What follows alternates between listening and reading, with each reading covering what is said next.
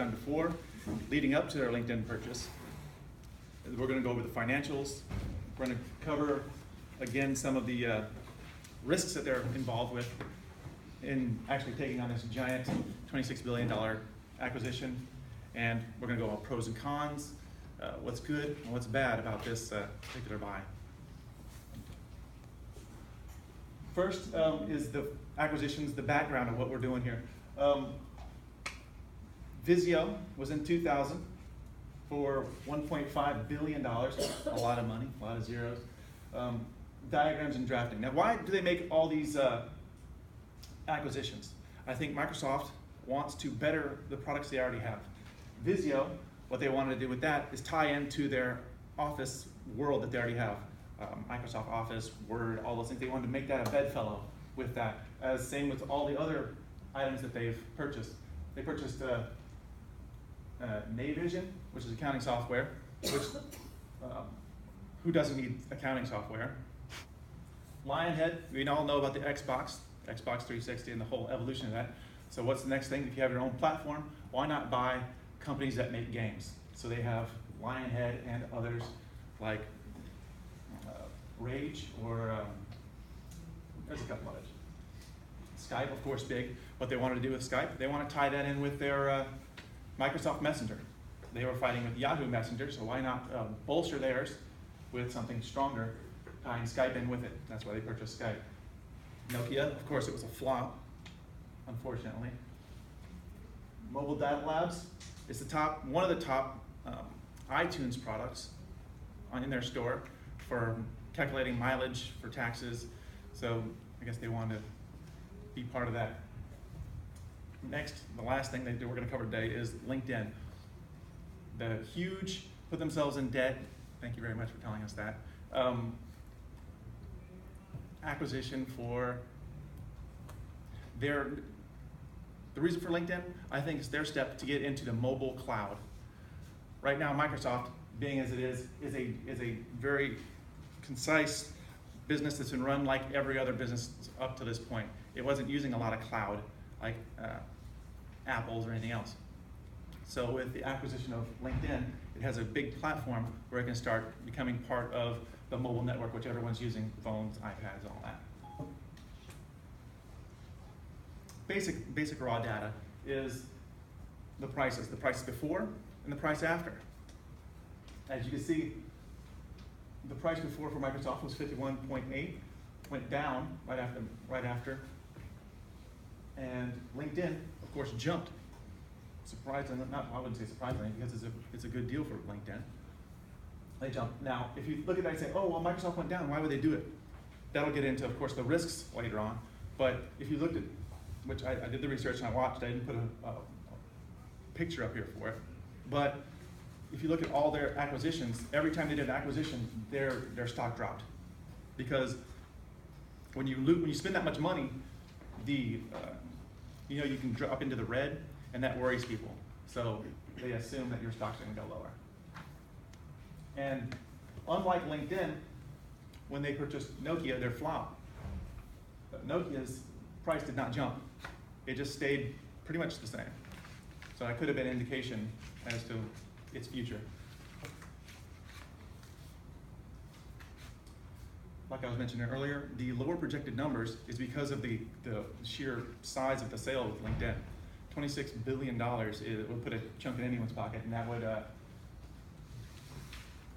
be harder to recoup from, which would scare, I guess, potential investors away. Because if it flops like the other two, Nokia and the other one that they had a flop with. 7.6% gap. There's also a picture for this, which I thought was too cluttered to really put on the screen.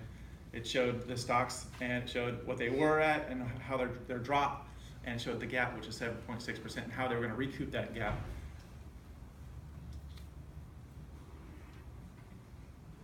And next, we're talking about financials with.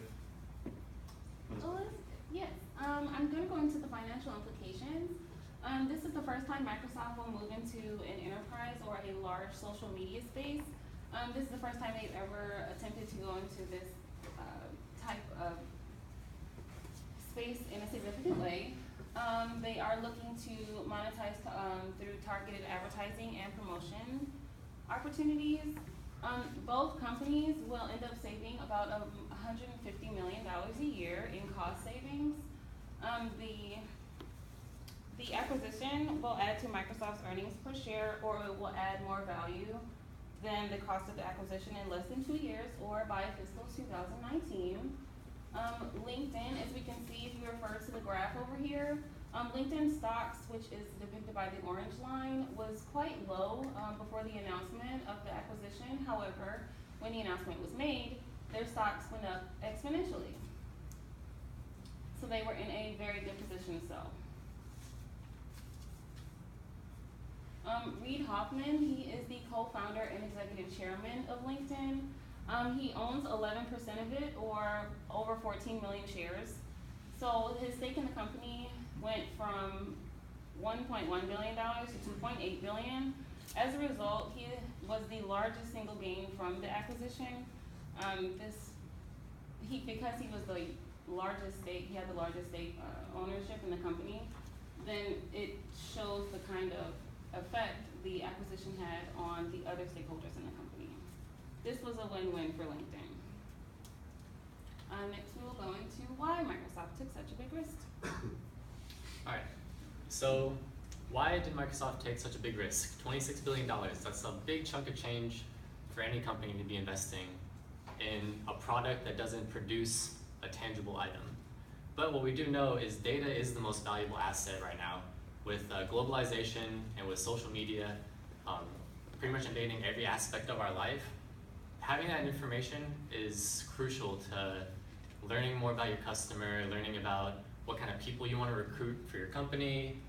With the 433 million users that they have, you have information about where a person went to school, what their ambitions are, what they want to work for, or where they're trying to go in life, as well as like all their friends and all of their own connections.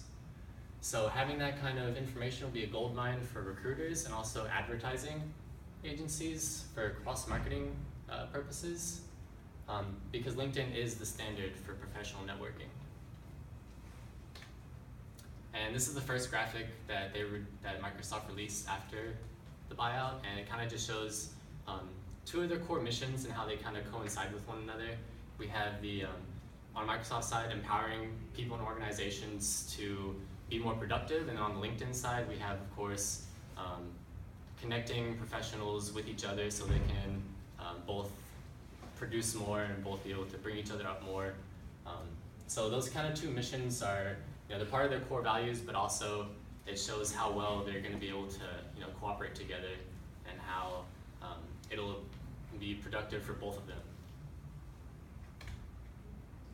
And other than all of the data that they're going to be having for, for reselling or for, own personal use, there will be integrations with other Microsoft products. Of course, Microsoft is the biggest software company in the United States, actually around the entire world, with Microsoft Windows being the top platform for home computing and for businesses.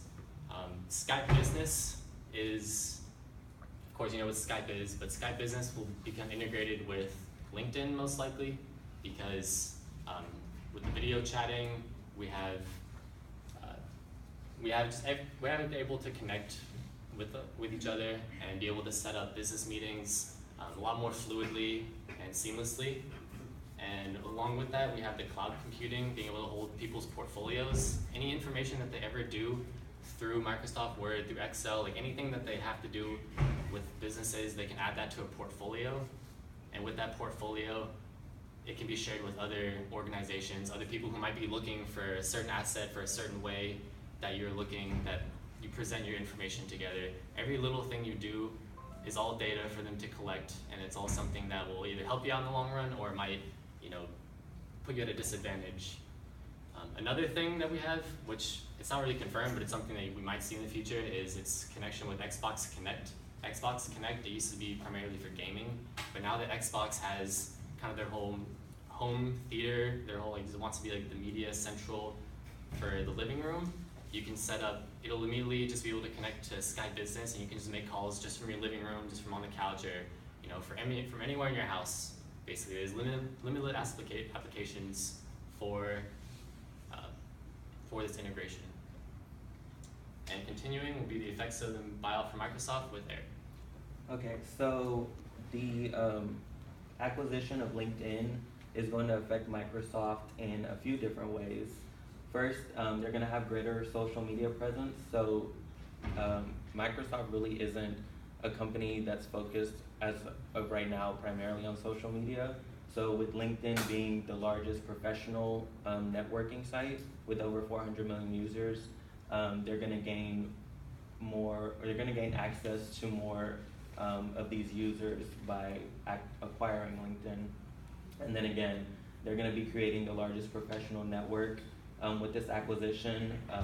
And this is just only going to help them because this is going to benefit Microsoft in the long run. And then lastly, they're going to have a boost to customer relationship management. So because the mission statements of both companies are very similar, they're going to be catering a lot towards similar clientele and being able to like share that information with each other. And so for LinkedIn, what this means is that the company is actually going to remain mostly autonomous. So the CEO, Jeff Weiner, has made it clear, and also the CEO of Microsoft has made it clear that they will remain their own separate entity. So the structuring is going to be primarily the same. LinkedIn will also experience opportunities with software development, so like getting into creating apps, linking in with Microsoft. And so users of LinkedIn will now have access to Microsoft 365 while using LinkedIn. So they'll be able to, just because LinkedIn is such a professional network, you can upload your resumes and share presentations and things like that within using LinkedIn itself. And then lastly, they're going to have exposure to 3 billion Microsoft users, so they can advertise and sell their product more to different users of the company. So next, Patricia is going to talk about the negative impacts on the industry. Thank you. So with the marriage of two such large corporations, there are obviously going to be positive and negative effects felt by their competitors that may trickle down to the customers. Trading will become harder for smaller companies because generally what will happen is they'll have a harder time acquiring as much money to compete with large corporations such as LinkedIn and Microsoft by them merging together. That can also create monopolies for customers, or it can increase prices. Because the market will become difficult for smaller companies to enter because they may not have the amount of cash that is needed to have a successful merger and offer products and services that a larger company would have. And then there's the issue of creativity being reduced, because as you have less corporations in an area, then you have less input. And so obviously innovation and creativity could possibly become smaller. And then there's the monetary value. Again, that's significant because it kind of edges out smaller corporations because the size of this deal was so large. And then we'll discuss the positive impacts on the industry. There is always the possibility of expansion of new customers, because what the small customers could do, or the small companies could do, is they could come together so they could shore up more cash and be able to make a powerful impact on the industry by becoming a recognized player in that market. There's also the spark of innovation for new companies. So again, when you have smaller companies that are coming together to create a larger corporation, you have different ideas and opinions, and that always sparks ingenuity. You also have an increased opportunity for suppliers, financial growth opportunities, because anytime there is growth in an industry, everybody wants part of it, and there's an opportunity to extend, there's an opportunity to